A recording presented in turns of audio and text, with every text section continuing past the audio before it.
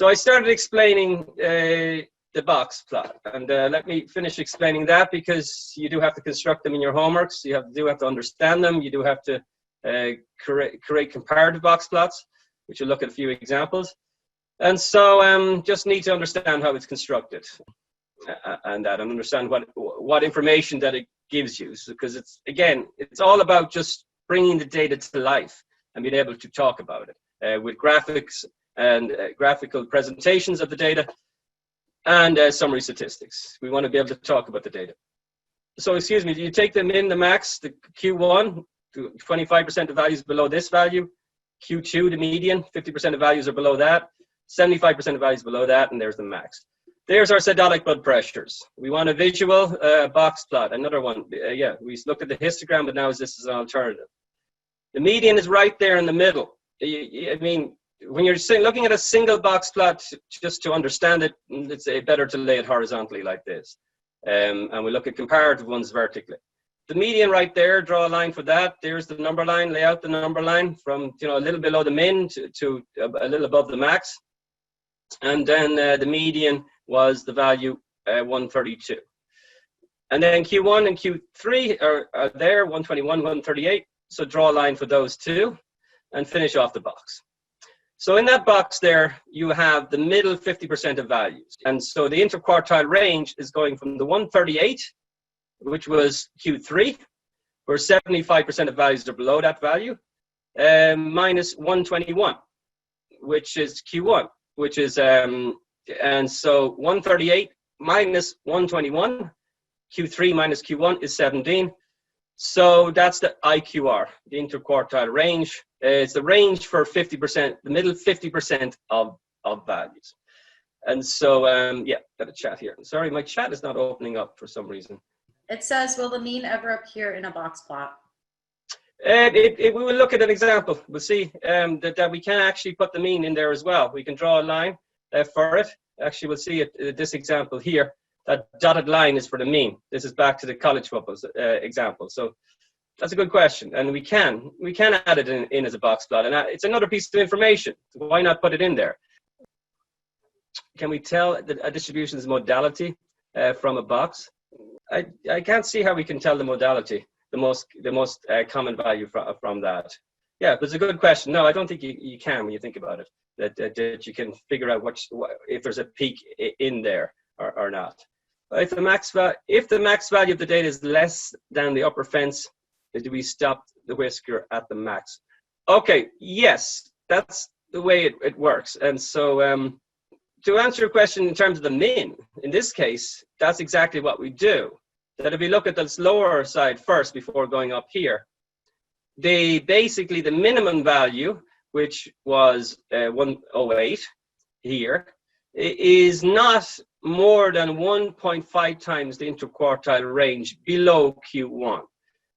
That is that's where we draw the line, the dotted line down here, to indicate that any value beyond the dotted line, or any value more than 1.5 times the interquartile range below Q1, or 1 times 17, because that's the interquartile range. 138 minus 121, 17. That's the interquartile range. So any value more than 1.5 times 17 below Q1 would be considered an outlier. And if there were any, we'd draw the dotted line down there.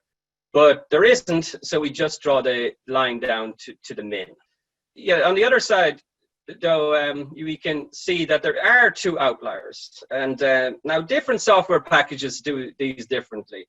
The way this one does it, it's SaaS software. The idea, the general core convention basically is that, say we're at Q3, and we want to draw this dotted line, which is a fictitious imaginary line in a way, which represents that any values beyond that line are considered outliers. Now, this convention here is for extreme outliers, but don't worry about that. You know, just forget about that. That's in this software put that in for extreme outliers. So just look, you need to just draw this sort of thing. You draw this dotted line at 1.5 times the interquartile range, which is 17. So 1.5 times 17 above Q3 is where you draw it.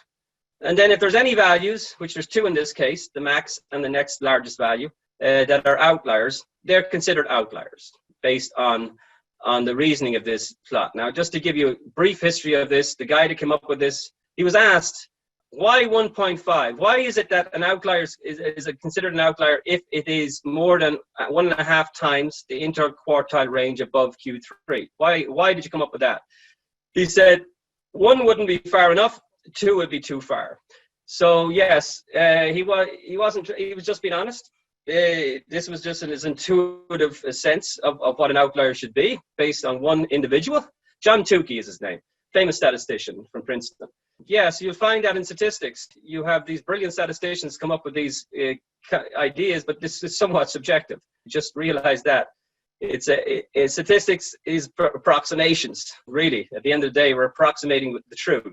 And so even our graphs can be considered approximations.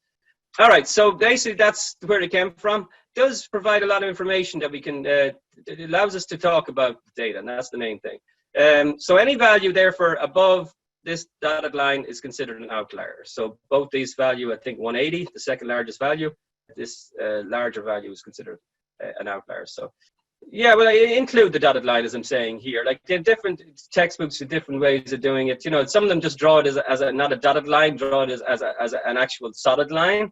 But it's meant to, it's not, and others will draw this line up to the dotted line. What's happening here, I think, is a good piece of added information, which you don't have to do. You can just draw it up to there if you want, and even draw it as a solid line, like most of the examples we're looking at make it a solid line. But the idea is that it's an imaginary line. There's no point there. And so there's two values that are outliers that are beyond this fictitious line, and that's why it's meant to be, it should be by convention a dotted line. But I'm not going to use points if you do a straight line. And so, but here what you're seeing in this example is that I think it's smart, is that instead of drawing this line out here, this whisker, out to here, where there isn't a point value, it draws us out to the third largest value. So you're getting that little bit more information from the box plot, that the third largest value is here, and then the second largest value is here, and the largest value is here, both of these being outliers. You know, draw dotted, don't draw dotted, but you know, just the reasoning of the dotted line is that it's an imaginary line between, you know, anything beyond it is considered an outlier. Okay, so any other question on that? So yes, so that's the idea of it. If you're Q3, add 1.5 times the interquartile range to that value of Q3, draw the dotted line. Any value beyond that is considered an outlier. You don't have to worry about this. You can draw the whisker out to there and fine. If you do that, you don't have to follow this convention. All right, again, the same idea would be down here as well. That if there was an outlier, draw the line, the dotted line, or you know, the vertical line, 1.5 times below Q1. Any value below that is considered an outlier. You can just see this dispersion of values, that 25% of values, the lower 25% between here and here, the second 25% of values between here and here, the third 25% of values between here and here, and the top 25% of values are across from 138 to 200. And the wider dispersion of the upper 25% of values is because of these outliers. Specifically, these two values are so far away from the rest of the pack. But that's the idea. Hope that makes sense to you. What does the box plot tell us about the differences across race in their exposure to plasma colonine levels in infants and children attending urban public hospitals? So comparing across race, you know, which group do you think does it show that's most affected, or the highest rates by looking at the box plot? Which group seems to have the highest values compared to others? Yeah, we can see the African Americans and are the most exposed. Relating back to smoking during pregnancy, not just smoking during pregnancy, why do you think what factors could be leading to more African Americans being exposed to smoking than other races? Any factors that could lead them to be socioeconomic? So yes, as hopefully this time around we're going to grab this opportunity, and I'm definitely going to do what I can with the data that's coming out from coronavirus to expose the reality that African Americans have been left on the bottom of the rung from day one, from 1619. And it's time to rise up socially and economically, because it's enough is enough. Treating people like crap is enough is enough. All right, but anyway, yeah, so yeah, basically we can see if you're just stuck in the lowest socioeconomic conditions, lack of education, lack of opportunities, like, you know, and stress, if your parents have the smoke just to get through the day too. Yeah, and it's much worse there. So is it okay for the sample size to be different? Yes, it is okay. It's a good question. Sample sizes could be different. Yeah, it's okay for sample sizes to be different, but the problem is here, we don't have a lot. Compared to, we have a lot of Latino examples, a lot of data for the Latinos, and they're concentrated, most of the values are concentrated down in the low numbers, but there are outliers too, as we can see.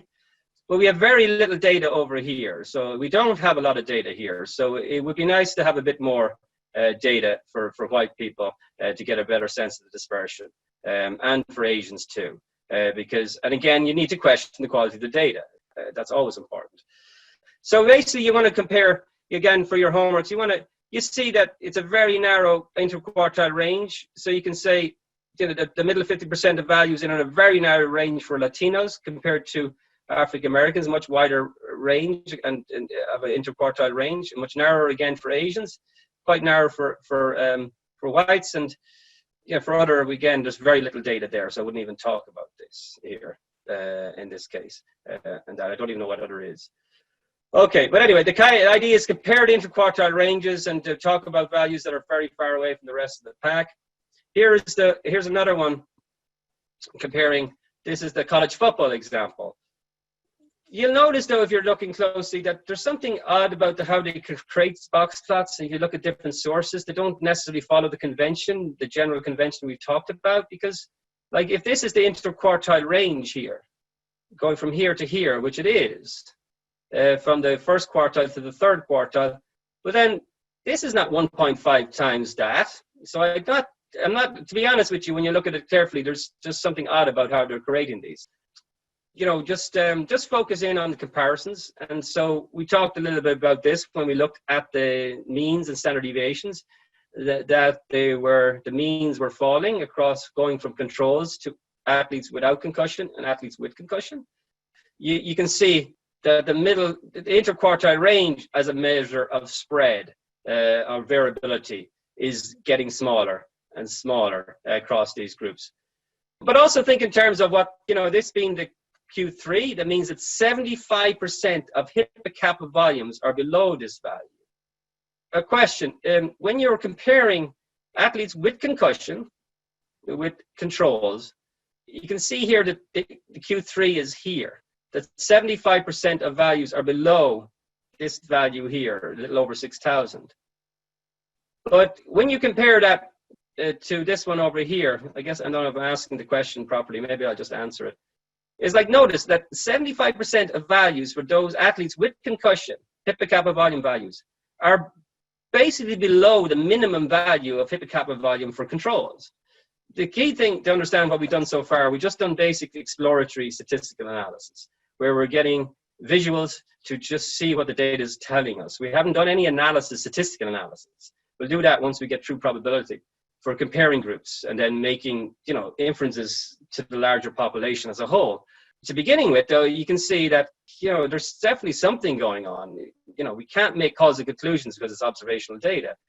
There's a definite, you know, reduction in the variability. You can measure by the interquartile range in hippocampi volumes across groups. And it's got much smaller down here. And the falling of the values across groups, where 75% of values for athletes with concussion are below the minimum value for controls.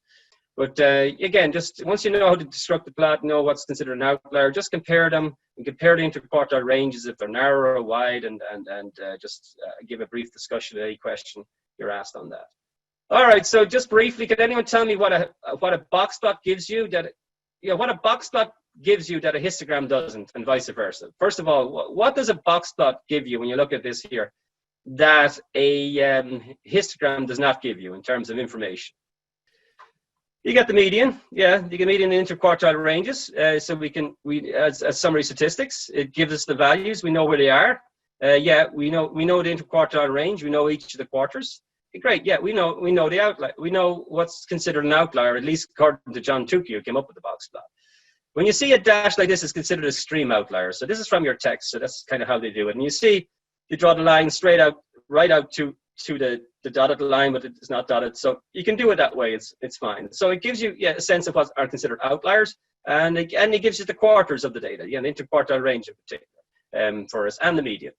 So what does a histogram give us that a boxplot doesn't give us? One thing that was mentioned earlier, your modality. Yeah, there's the modality for us now, which we really could not have determined from the boxplot. And more specific values. So that's the two things. So there's our modality now. We can only see here. How could we really see it here? So that kind of answers that question. And yeah, the frequency of the values, and more of a breakdown across the range of the values. This is not very interesting data, but anyway, it gives you a sense of the range and a better sense of the number of the frequencies across these smaller intervals. All right, so that's one over the other. Again, that's just another example here. They don't show the outliers up here, but otherwise they followed the convention for creating a box plot as we discussed, but it just didn't show the outliers up here for some reason. All right, I'm going to give you a breakout room here. It's an easy enough question, but just gives you a break just for a few minutes to discuss about this distribution of it's bimodal. Maybe and just this gives you a little break, and then we'll get into covering as much of the next set of material of the remaining time we have. Do discuss why you think there is, in terms of the data we're looking at, myocardial infarctions, hospital length of stays for that condition. Try to think about why there's a peak here at one day, and then just discuss what the questions are asking there.